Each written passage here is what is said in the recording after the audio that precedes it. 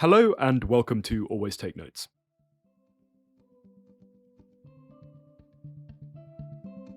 If you're an aspiring author, you'll be excited to hear that this week's sponsors are Curtis Brown Creative, the renowned writing school affiliated to the major literary agency.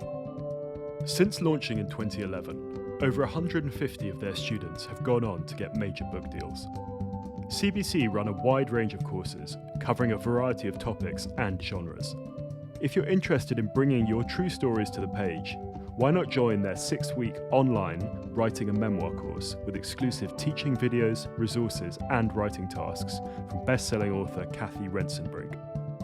By the end of the course, you'll have written at least the first 3,000 words of your memoir and developed a plan for the rest of the book. Plus, all students will be given the opportunity to get individual feedback from one of CBC's expert non-fiction editors. Visit www.curtisbrowncreative.co.uk to find out more about all the courses on offer. Curtis Brown Creative have provided an exclusive discount for Always Take Notes listeners. You can use the code ATN20 for £20 off the full price of writing a memoir or any other 4 or 6-week online writing course.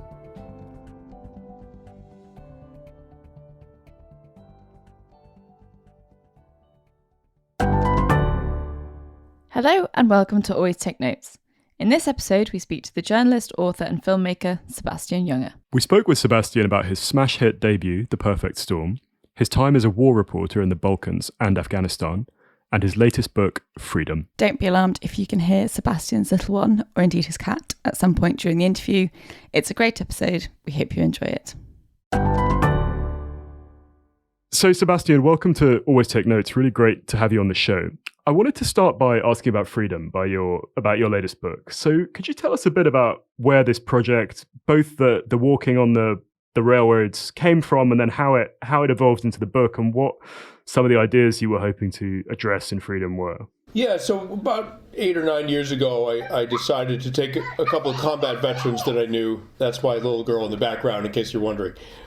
Take a couple of combat veterans that I knew and a journalist, a Spanish photographer named Guillermo, who was with one of my best friends as he was dying in Libya. Tim Hetherington was my colleague on my film Restrepo, and a good friend and a brother, and he was killed in the city of Misrata in Libya, and Guillermo was with him in the back of the pickup truck as he died. So I got to be very good friends with Guillermo, and so I took these 3 guys, and we started walking from Washington, D.C.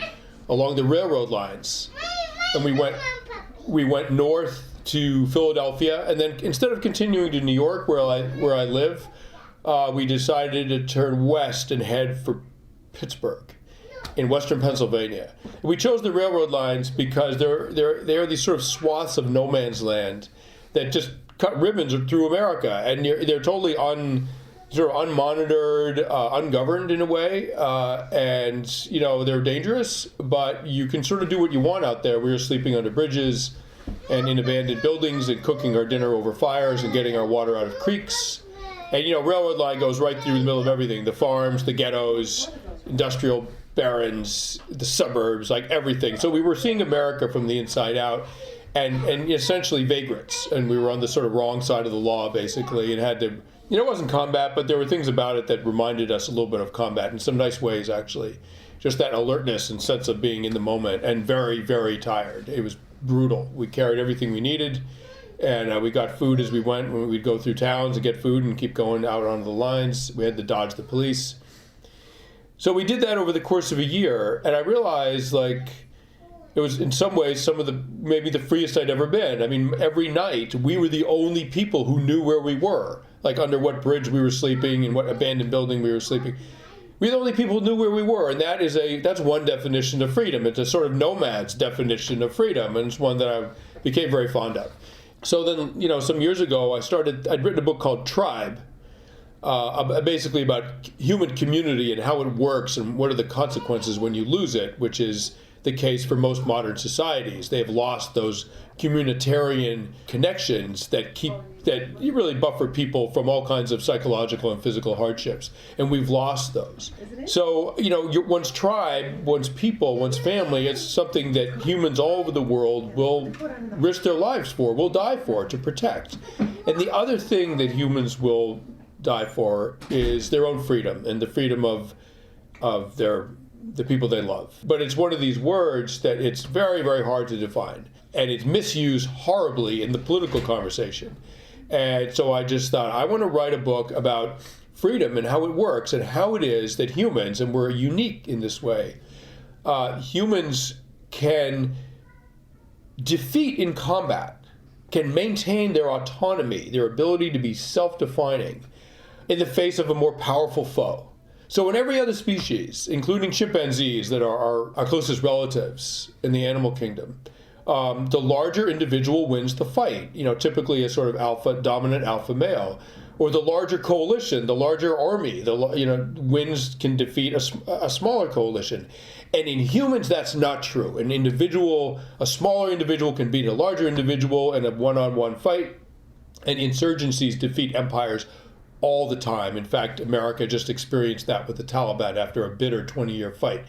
That's unique to humans, and that is what gives us access to what we call freedom. If the big guy always won, we would be a global top-down hierarchy. We would not be free in the sense that we mean the word that we cherish.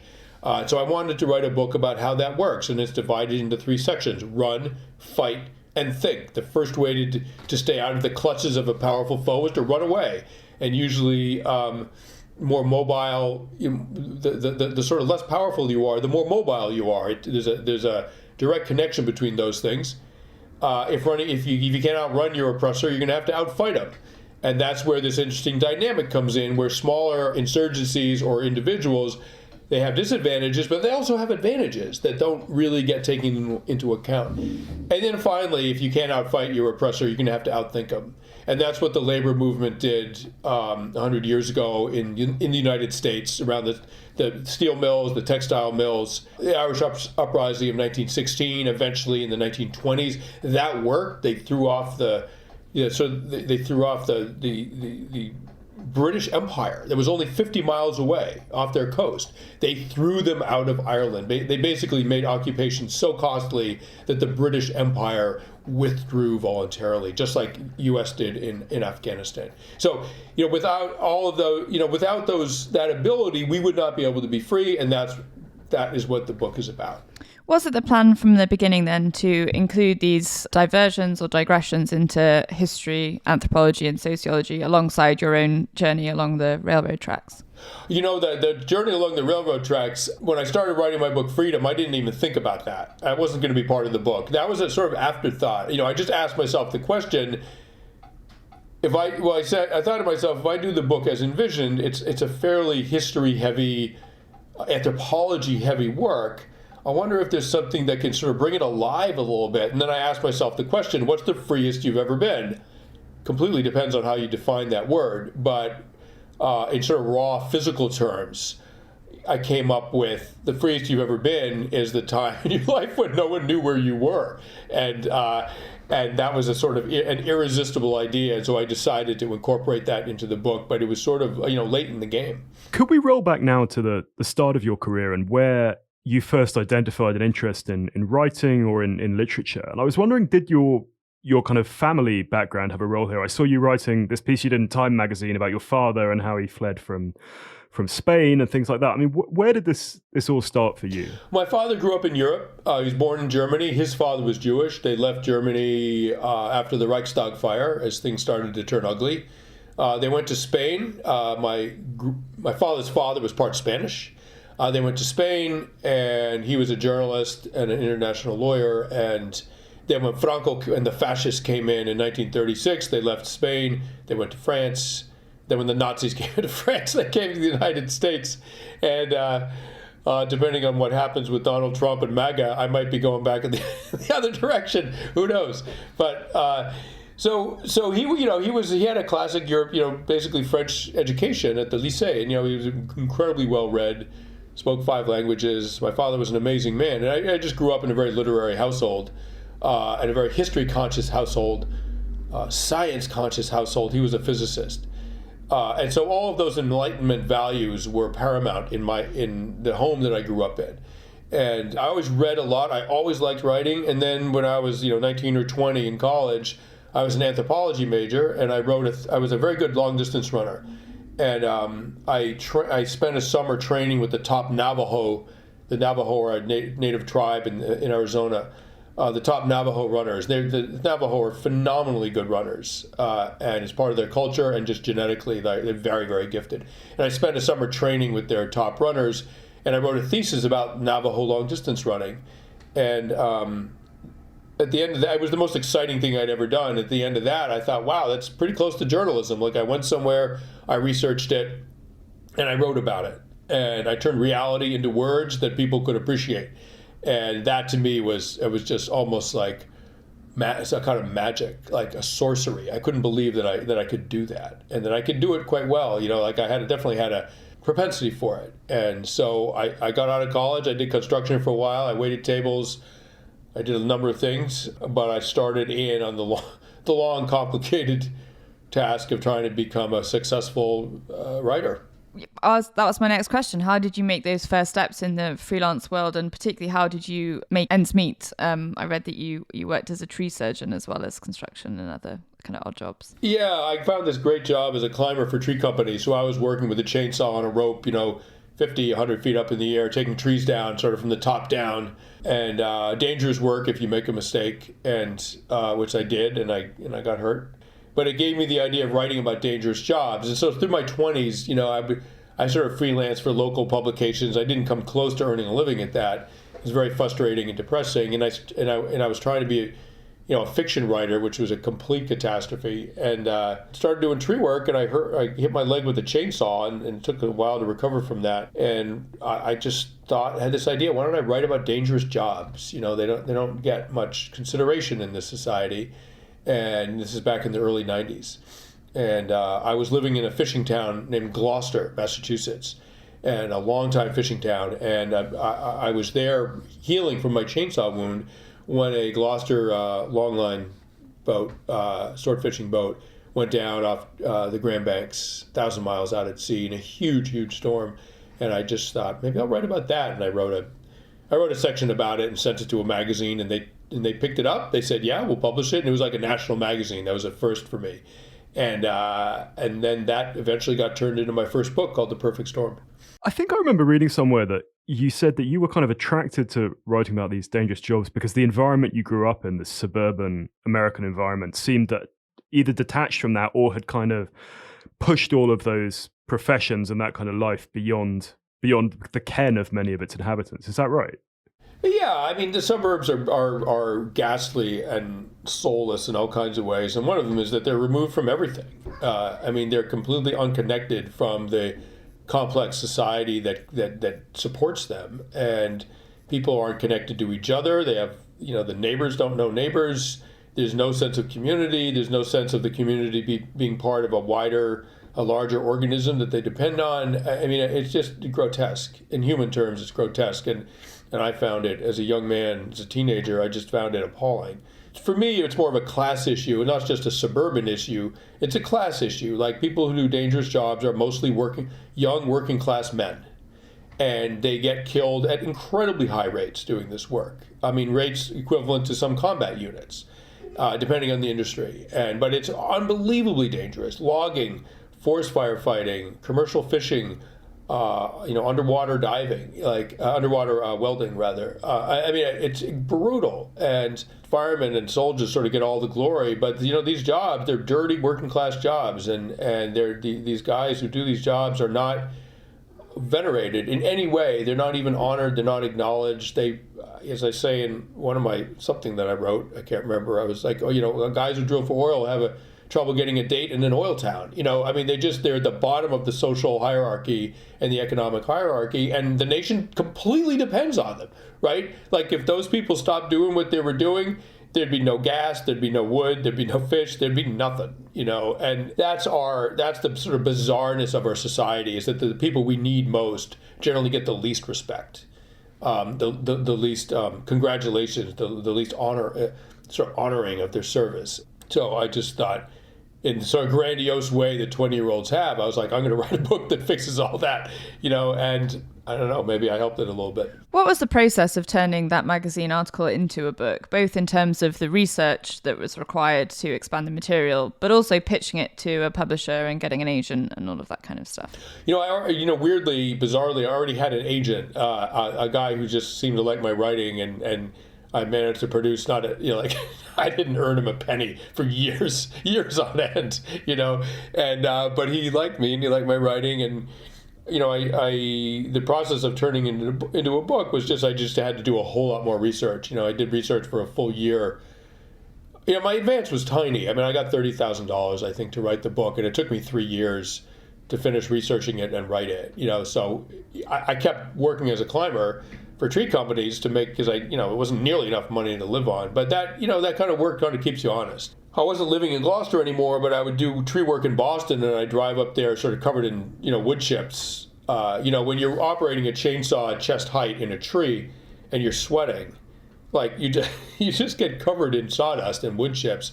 I'd climb down out of the tree and would get in the car and drive up to Gloucester, and I had a place where I could stay above the bar, the crow's nest, that these fishermen would hang out in. They would rent rooms for $30 a night. So I would rent a room up above the bar, and I'd just spend the night there talking to people. And I was dirty. I clearly worked all day, and I think that got me a certain amount of respect or acceptance anyway. So it was a long job, and in between, I wrote the article, and then I wrote a proposal based on the article, and then I went off to one of my crazy schemes was to become a war reporter. I was like, I got to figure something out because I'm 30 years old and this is not working right now.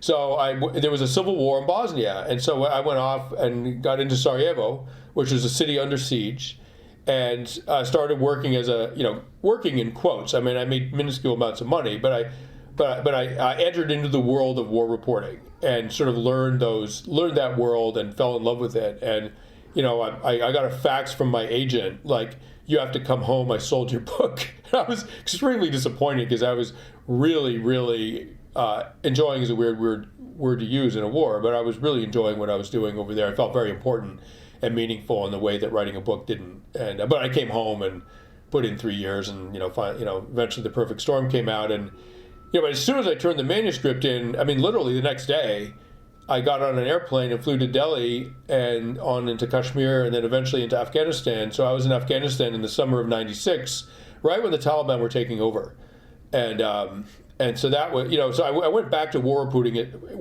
as fast as I possibly could. That to me felt like where I was meant to be headed. And The Perfect Storm was this huge hit, sold 3.5 million copies. It was filmed, things like that. What was that experience like? And it's really interesting when we talk to writers on the show who've had these big successes, they often find it very difficult to say why that had happened or to work out what concatenation of factors had led to a book really breaking out. Could you tell us about that experience, about why you think it happened and then what it was like riding that wave? The publishing industry has very little idea what's going to sell. If they knew better what would sell, they would make more money, and they would not buy books that sell at a loss. They haven't figured that out. So when I turned in the manuscript, I thought it was a really good book. I didn't write it for a mind towards sales. I wrote it with a mind towards what's the most honest, compelling representation of the story I can possibly muster from myself. And my publisher, they liked it, but no one went, "Oh my God, we have something on our hands." Eventually they did, but so I don't know. I don't know. It's if I can say this, I think it's a well-written book. I approached the story in a kind of interesting way because there was a mystery at the center of the story that would never be solved. The boat disappeared. But I handled that journalistically without violating any journalistic rules. I didn't fictionalize. I didn't, I sort of figured out how to tiptoe around that hole and make what we didn't know about the story actually dramatic and compelling. The fact that we didn't know things, I tried to turn into a source of drama and mystery, and without filling it in with my imagination or something ghastly like that. And that, I don't know. It was a particular time in America. I think I might have caught a wave of sort of like what was erroneously being called adventure journalism. They certainly weren't having an adventure out there. They're earning a living. And maybe it's sort of like rising consciousness about the class issues in America and some of these jobs that we depend on. And I mean, I don't know, but it certainly worked like crazy. And the experience, I got to say, was very, very hard. Like I had enormous difficulty speaking in public. I just got horrific stage fright. It was very painful being the center of all that attention. It made me extremely self-conscious. Like I did not enjoy it. I'll put it that way. I did it and it was work, but there were rare moments of enjoyment. Most of it I found like, pretty arduous. Actually, it took me a long time to get comfortable speaking in public and even to start to enjoy it and be really good at it. And now I feel like I'm quite good at it and I quite enjoy it. But that took many years. Did you have any anxiety as well about following up from a hit like that, or was the fact that you'd plunged yourself into war journalism kind of a remedy in its own way? Oh, it's totally a remedy. I mean, I don't know if I had anxiety about it. I was completely sure that I couldn't follow up on that success. And so I didn't feel like setting myself up for failure. I didn't need the money that was being offered to me. I mean, I was single. I was living I was sleeping on the floor in a one-room apartment in New York, literally with a chainsaw by my bed because I was still doing tree work. My needs were minimal. I wasn't married. I'm not even sure I had a girlfriend. I mean, my needs were minimal. So the last thing I needed was, another 2-year slog through a book that I already knew couldn't possibly compete with The Perfect Storm. So I went straight back into war reporting, and then eventually went back to writing books, which are an enormous source of satisfaction, and they're much more enduring than anything you might do in a war zone for a periodical. When The Perfect Storm came to be filmed, how much involvement did you have in that, and what was the experience of watching your work get adapted and then presented in a different way like? Oh, Hollywood doesn't really want any opinions at all from the writer. I mean, their job's hard enough. So I was on the set a few times just out of curiosity, particularly when they were in Gloucester. I was very concerned that they act well while they were in Gloucester, and they did. For the most part, they did. So I had minimal involvement in that. Could we talk now about your journalism work from Afghanistan for Vanity Fair? How did that come about? And were you on contract or were you a member of staff? Our listeners like the specifics of how these arrangements work, so no detail is too minor. So after The Perfect Storm came out, I got a very nice letter from Graydon Carter, who's the executive editor of Vanity Fair and editor-in-chief, whatever. He was the top guy at Vanity Fair, and he reached out to me and that sort of drew me in. They were offering a lot of money and a lot of visibility, and he was like, I knew nothing about Vanity Fair. I was like, Vanity Fair? What am I going to write about for them? And he said, look, you can write about anything. I was like, really, anything? He said, yeah. One of the things we do is we publish articles that aren't within the public's perception of what Vanity Fair is. Yes, it's a glossy, Hollywood-oriented rag. Yes, of course it is. But it's also these other things. And we do really serious journalism. So I was their guy, one of their guys, that did some really, really serious foreign reporting. And I was in Kosovo in 1998. A buddy of mine that I knew from Sarajevo was like, hey, you might want to come over to Kosovo. Something's about to happen.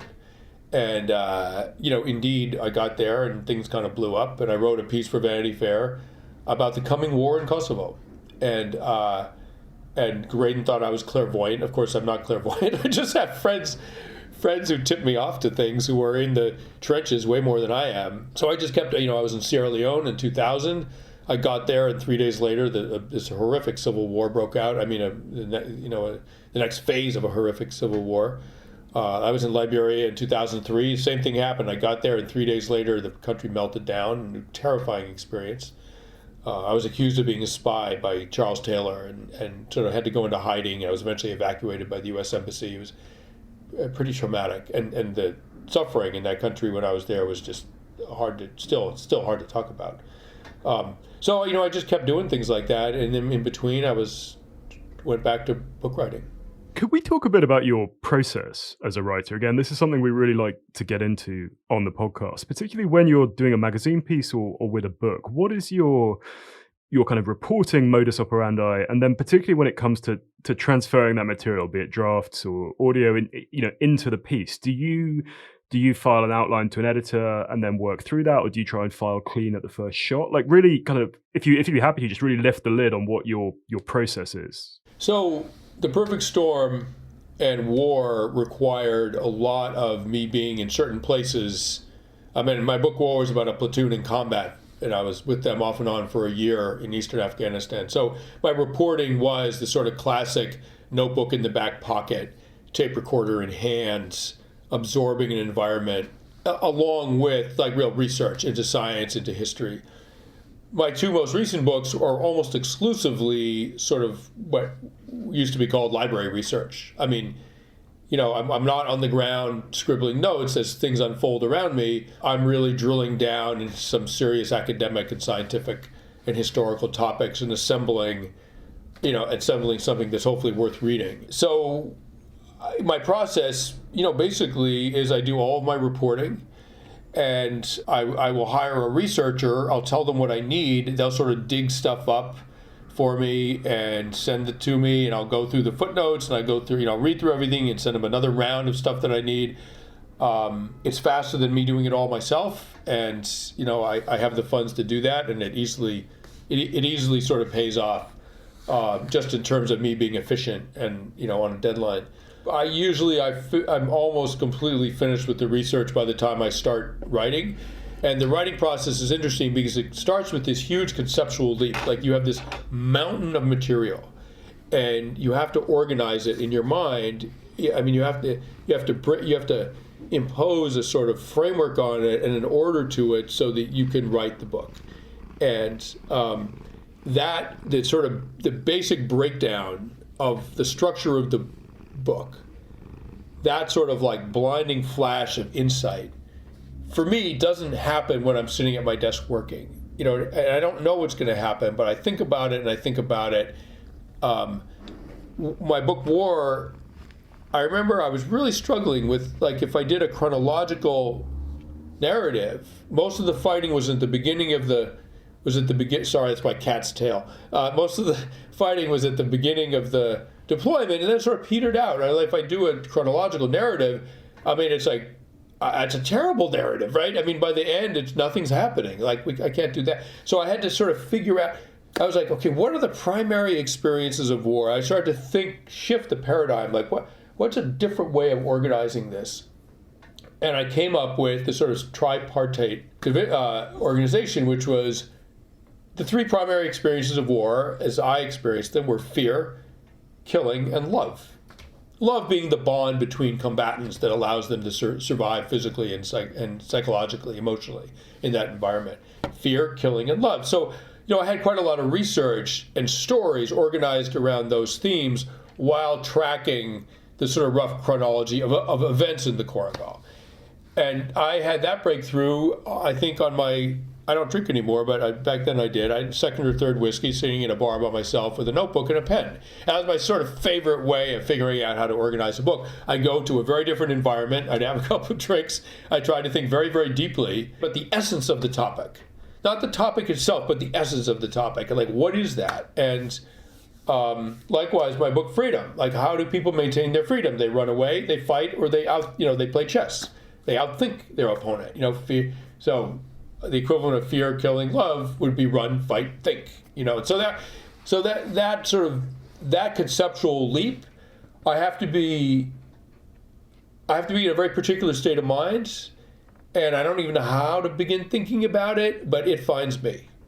And I can't think. You have to make yourself available in ways so you're not, when you think directly about something, in some ways you can't see it. Like at night, if you look right at something, you can't see it. The way the rods in your eyes work, if you look just to the side of something at night, then you can see it. If you look right at it, you can't see it. I feel like there's the same thing happens with your sort of unconscious mind. If you're thinking too hard about how should I structure the book, you're not going to see it. You have to be sort of focus on something else that's adjacent to that and leave your mind open, and your mind will know what to do. And when writing, how do you maintain a sense of objectivity. In a previous interview, you said, "My favourite quote from someone else is, 'Journalists don't tell people what to think, they tell them what to think about.'"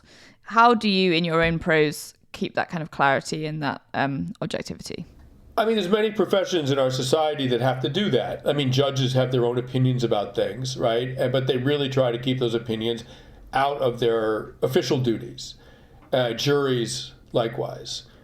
Sadly, prosecutors don't do that, but maybe they shouldn't. I don't know, but whatever. Like, I feel like there's journalism is a kind of, in some ways, I think of it as a kind of sacred task. Like, society needs to know what's happening, and as with doctors, you need to be able to trust the fact that the person giving you the good or bad news is trustworthy, that they don't have a dog in the fight, that they don't have an agenda. That when a doctor says, unfortunately, you have cancer, that he doesn't own a piece of the radiology company that's going to X-ray you or whatever. You just have to trust that the doctor doesn't have an interest in this, right? And that what he's saying is true. And likewise with journalists. And I think one of the really sad things about journalism lately, particularly on the right, but increasingly on the left, is that they've sort of abandoned that. And journalism now seems to be like high-profile sort of like mega hosts ranting about how they feel about the news. It's grotesque. And there was even out in Afghanistan, there was an NBC journalist who was like constantly putting himself in front of the camera during firefights and stuff, like he was some kind of the hero of all this. And I'm just like, I think, what do you think? You think this is all a show for you a platform for you? This is horrific what's going on. Get out of the camera. But the news media, the television media, cable media, they sort of monetize their businesses by turning people into like little action heroes and celebrities, and I think it's grotesque. And so when I find myself trying to arrive at a preordained conclusion, like I'm a liberal, right? I mean, I'm left wing. Constantly I have to fight the desire to have the data support my assumptions, right? And I mean, how do you do that? You have to love the truth more than you love your opinions. I mean, what can I say? Like, if you don't, then get out of the business. And by the way, don't be a doctor either. Do something else where it doesn't matter. But the consequences are enormous. And someone asked me, what's the definition of a journalist? And I said, just sort of shooting from the hip, I don't know where this came out of, I said, it's someone who will disappoint himself with the truth. If you're willing to be disappointed by the truth, you're a journalist. And if you're not, then you're something else.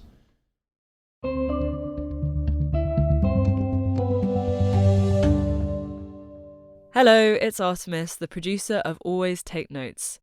I hope you're enjoying Simon and Rachel's conversation with the fascinating journalist, author and filmmaker Sebastian Junger. It's time for the next instalment of our segment where we share bonus material from previous guests of the show. So this week we hear from the novelist Katie Kitamura on a time in her career she failed. I feel like my writing career is a constant string of failures. The question is, talk about a time when you failed in your writing career. When I start writing a book, I have this incredible excitement. It's like standing on an open plane, and I think the possibilities of the book are limitless. And then as you write, it becomes further and further circumscribed until you have the final thing itself. And however successful a book may be in and of its own terms, I always feel that the kind of ghost or the dream of what it could have been before it's been committed to that particular form. So in terms of the actual writing process, I think writing is constantly coming up against failure. I think it takes a particular constitution to live with that failure on a daily basis. And so it's something that I live with daily. I imagine a lot of writers would say that. That was Katie Kitamura. And if you were interested in what Katie had to say, you can listen to our full interview with her via our website, www.alwaystakenotes.com. Now back to Simon and Rachel's conversation with Sebastian Junger.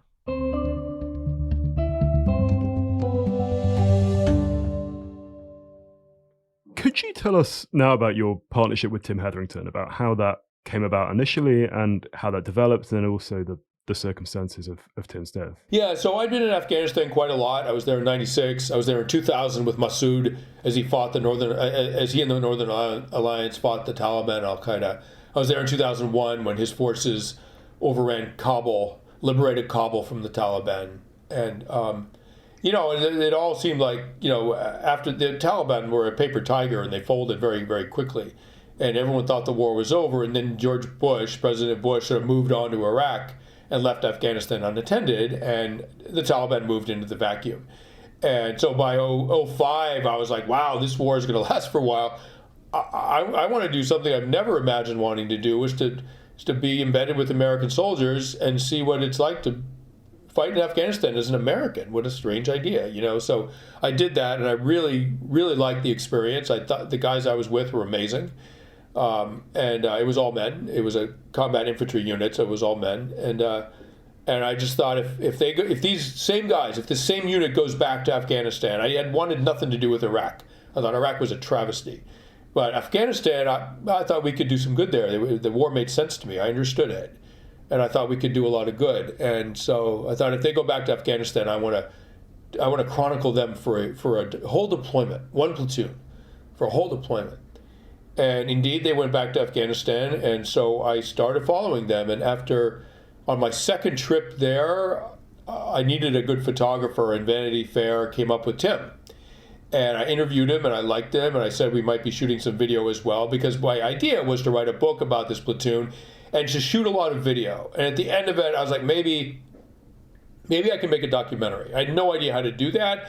But you can't take notes during a firefight anyway. They're illegible and you look silly. The only reasonable thing to do during a firefight, other than take cover, is to shoot video. I'll just shoot a ton of video and I'll interview the guys, and it didn't seem that hard, So I started doing that, and then Tim came on my second trip out there. Tim came with me to shoot stills for Vanity Fair, and because I was doing articles as well, and I sort of convinced him. He saw what a great opportunity it was, and I definitely needed a partner for my film idea.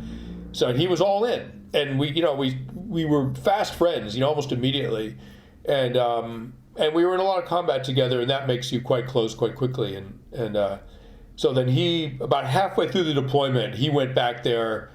I tore my Achilles tendon in combat. So I needed to rest. I needed to heal up for a bit. So he took the next trip, and that was in October of 2007. And so he started shooting video about halfway through the deployment, and he broke his leg. And so he came back with the camera, and I took the camera on the next trip.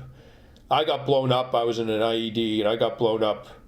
But the camera was rolling when I got blown up, and the Restrepo starts with that, some of those images, and then we just kept alternating or going there together, depending on who was injured and whatever. And then we started the hard part, which was making a film. We hired a great director. All of it came out of our pocket. We spent, I don't know, at least $350,000 of our own money making this film, and eventually sold it to National Geographic. And so we were full on. We shot all the video together. We were the directors, co-directors, co-producers. We had an amazing editor, but otherwise it was completely our project, and we were very, very proud of it. How do you find working with film as a medium versus words, I guess? Oh, it's like, what would you rather do? Eat a good dinner or go surfing? It's like they're both necessary, but they're both enjoyable and worthy. So I love working with words. And when I started shooting video, it opened up a different part of my brain, and I really, really enjoyed exploring that. If you had to choose between surfing and eating, you'd choose eating, I suppose. Like, I would have to choose writing, but fortunately, you don't. And one of the interesting things about film is, your amygdala is one of the most primitive parts of your brain, and it's there to sort of like react quickly to threats. So if you hear a loud noise or a sudden movement, your amygdala makes your body react before your conscious brain sort of knows what's going on, right? And there's the startle reflex, there's all this stuff, and the amygdala is the thing that triggers that. So what's really interesting is if you're reading a book and something goes bang, there's an explosion described in the book, your amygdala is not involved. Like, your brain doesn't think that you're in a firefight in Afghanistan if you're reading a book. And you might experience all kinds of emotions, but you don't think you're there, right? When you're watching a movie, your brain thinks you're there. Your amygdala reacts as if it's actually in a dangerous situation. And you get all these mirror neurons going on with other people's emotions, anger and fear and sorrow. So your brain is getting tricked into thinking it's actually in that situation. So the advantages of that are immediacy, right? I mean, it's an extraordinarily immediate human experience. The disadvantage is that you can't deliver a lot of information in a film. The amount of information in a book is astronomical compared to the sort of information units in a film. So they're just for different things. And when you put them together, like my book War and my film Restrepo, then you get an extraordinary sort of like every human sense is attended to, all your intellectual curiosity is satisfied. I mean, it really is a kind of complete package that was enormously satisfying to work on. What are your feelings now about covering conflict? You said, I think after Tim died, it was a decision that you to step away from that. And what do you feel the personal and the emotional toll of that kind of work has been? And how does that, on one side of the balance, sit against the fulfillment or, the professional and personal satisfaction or excitement that's come from it? Yeah, when Tim died, I was about to turn 50, and I saw what his death did to everyone around him who loved him. And I just thought, all of a sudden war reporting seemed rather selfish. It didn't seem heroic and noble. It seemed selfish. Like, you're not gambling with your life, you're gambling with the lives, in some ways, the emotional lives of everyone who loves you. And that seemed like a selfish choice to make. And so I just decided, I was married. It was my first marriage. And, in conversation with my wife at the time, Daniela, I just decided I wasn't going to do any more war reporting. And she correctly pointed out, she adored Tim, as well, Daniela did. And we got the news about him, the phone rang and in the apartment, like our landline in our apartment in New York, the phone rang and we got the news. And she said, even if nothing happens to you, and chances are it won't, when you're gone, every time the phone rings, I'm going to think it's that call, right? So there doesn't even have to be a bad outcome for, my wife to have like a really miserable experience while I'm off having a good time, whatever. Like, so that seemed juvenile and selfish, and I decided to stop war reporting, which, in some ways was great because war reporting is in some ways is quite easy. It's just inherently dramatic. It is not that hard to write or produce films about war that are attention-getting, because war is attention-getting. And so when I stopped war reporting, I had this sort of identity crisis of like, well, who am I then?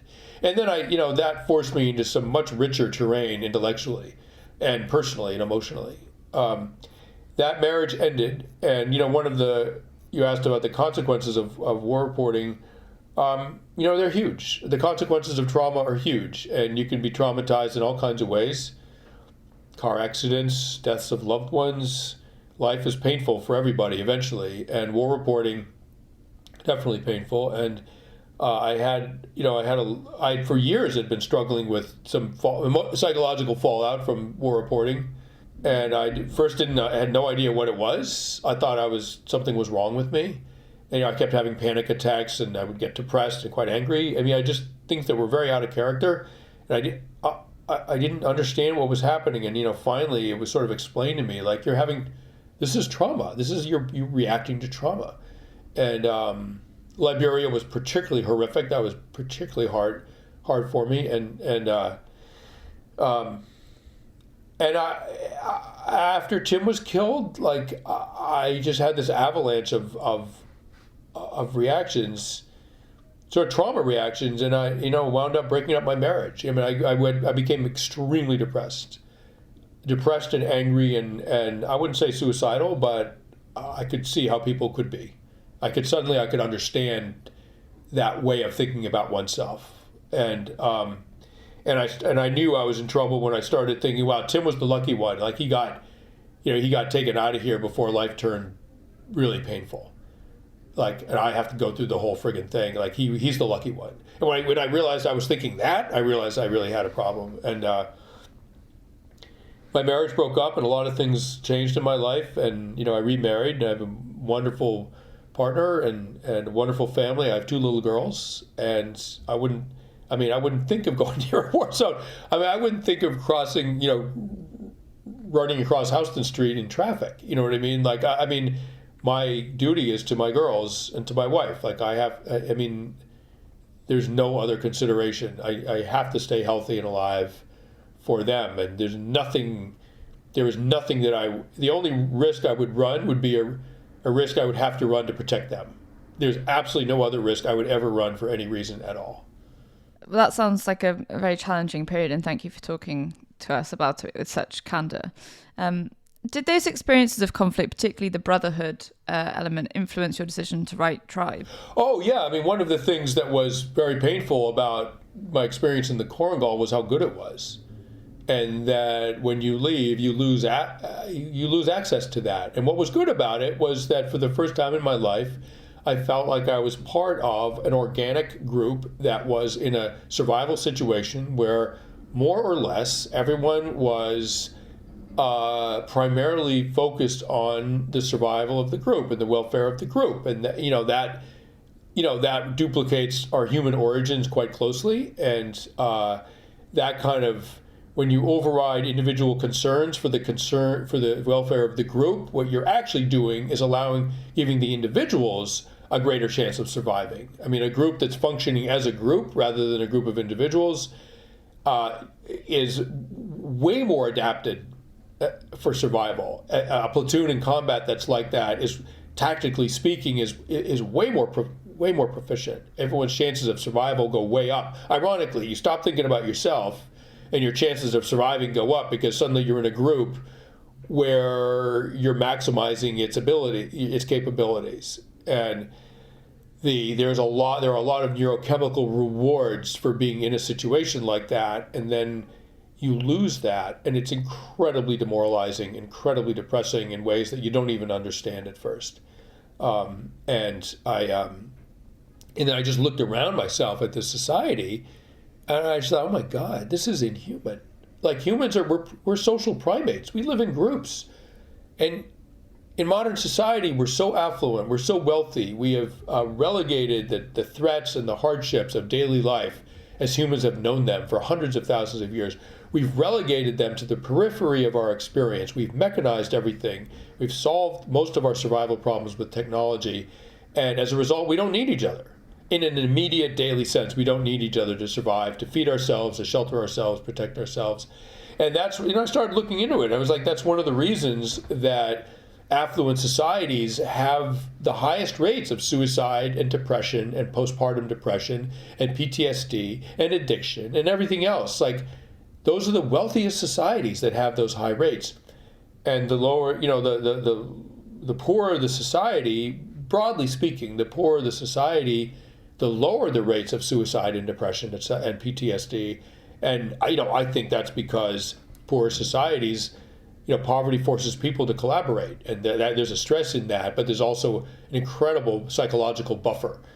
People are buffered from their psychological troubles very effectively by being part of a group. And that's one of the things they found, say, during the Blitz in London, is during those terrible, 30,000 civilians were killed over 6 months. The German Air Force was pounding England and pounding London, virtually every night with air raids. And admissions to psych wards went down during that time because people felt needed, and they were able to buffer themselves against their sort of psychological demons. Changing tack slightly, it's a rule of the podcast that we always talk about money and how it interfaces with people's writing lives. So be as candid or as guarded as you're comfortable with.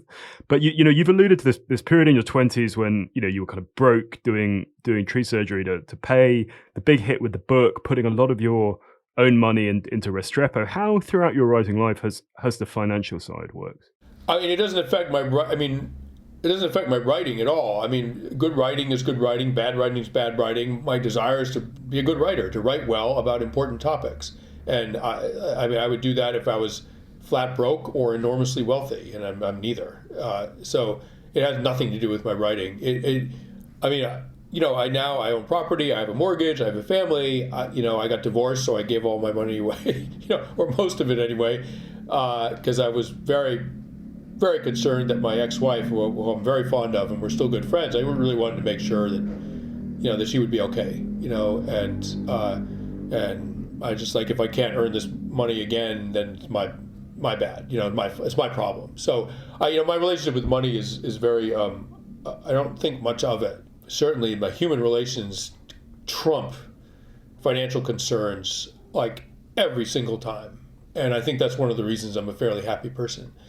That said, I have to pay bills, like everybody else, and so, I have to sort of sign book contracts and pump books out, fairly regularly. I think I average a book every 5 years, which seems to keep me afloat. So I don't spend a whole lot of time thinking about it. Well, we're coming towards the end of our time. So as a final question from me, could you tell us about the book that you are working on at the minute called Pulse? Yeah. So about a year and a half ago, I had a really extraordinary and terrifying and dangerous medical experience. I've always been very healthy. I was an athlete when I was young. I run a lot. I'm fit. I've never thought about my health or my longevity in any way, ever. I never had a reason to. And one day, a year and a half ago, I felt this sudden pain in my abdomen.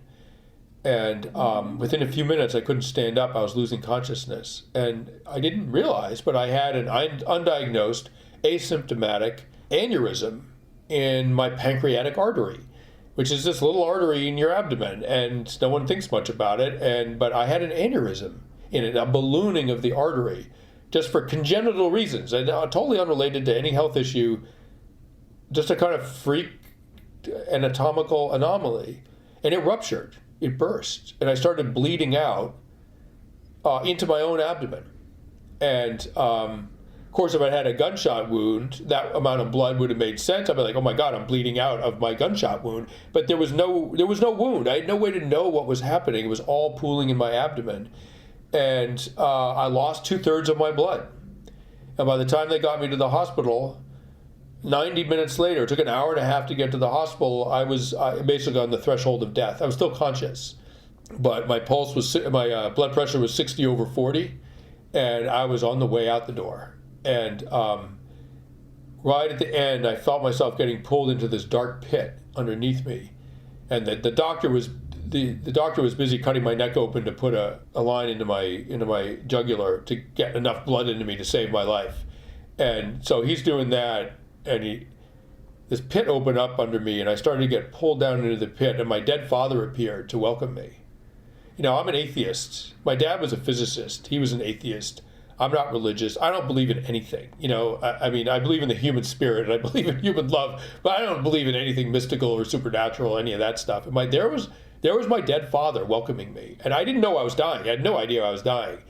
I was sort of shocked to see him, and I was like, "We got nothing to talk about, man. I'll see you in 20 or 30 years, but I got nothing to say to you right now." And I said to the doctor, but I didn't know I was dying, but I knew something very serious was happening. And I said to the doctor, "You got to hurry. You're losing me right now." That was the last thing I said. And they pulled me back from the brink. And it took them 8 hours. I'm a healthy guy. I didn't experience cardiac arrest. I didn't, my body was strong enough to give them something to work with. They finally found the leak. They embolized it with a catheter. And it took hours and hours, and I was sort of in and out of consciousness. I was in incredible pain, and they couldn't give me any anesthesia, because my vital signs were so low, it would have killed me. And they did it. They saved my life, and my little girls have a father now. And I'm writing a book called Pulse about like what happens, what keeps us alive, and what happens when we die. Is that what they're called NDEs, near-death experiences? Like they're quite similar all around the world, and there isn't really a good medical explanation for them. Not to say that all of a sudden I believe in God or anything, but there is not a good explanation. And so I'm going to write the kind of book that my physicist father would respect about what the hell he was doing there, and a lot of related things. Just a final thing for me, because we're right against our time limit. Is it right then that this particular experience of seeing your ancestors, like you saw your father, that is pan-cultural, that seems to occur around the world in different religious contexts, different cultural contexts? Yeah, that's one of the common experiences to see dead relatives. Often there's a tunnel of light or a dark hole, a dark space that you're getting pulled into. There's about a dozen things that are quite common, but one of the most common experiences is seeing dead relatives, and you can't reproduce that.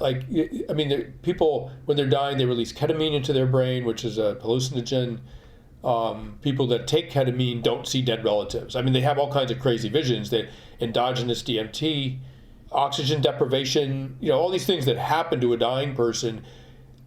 Like, if you reproduce those symptoms in someone who's not dying, they don't see their dead ancestors. And it's almost as if the body, either there's some kind of afterlife that we don't understand, and the dead can materialize in some form in some other dimension that the dying can perceive. It's possible. Of course I have no idea. Or there's some unconscious understanding by the body that you're dying, even if you've never died before. Like, there's some unconscious understanding, and it creates hallucinations that it otherwise would never, ever create. And one of the interesting things is that people who have been blind from birth, when they die, when they have these near-death experiences, they have visions. They see things. And they don't dream in visions. They don't hallucinate when they take visions. They don't hallucinate with visions when they take drugs, but they have visions when they die. And it's an extraordinary, mysterious thing that I want to find out more about. Well, it sounds completely fascinating, and I look forward to reading it. And thank you for your time, Sebastian, and good luck with everything going forward. My pleasure. Thank you. I really enjoyed talking to you guys.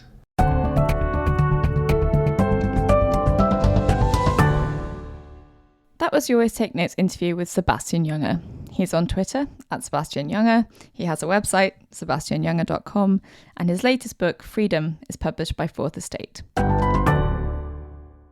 We wanted to draw your attention to our crowdfunding page on Patreon.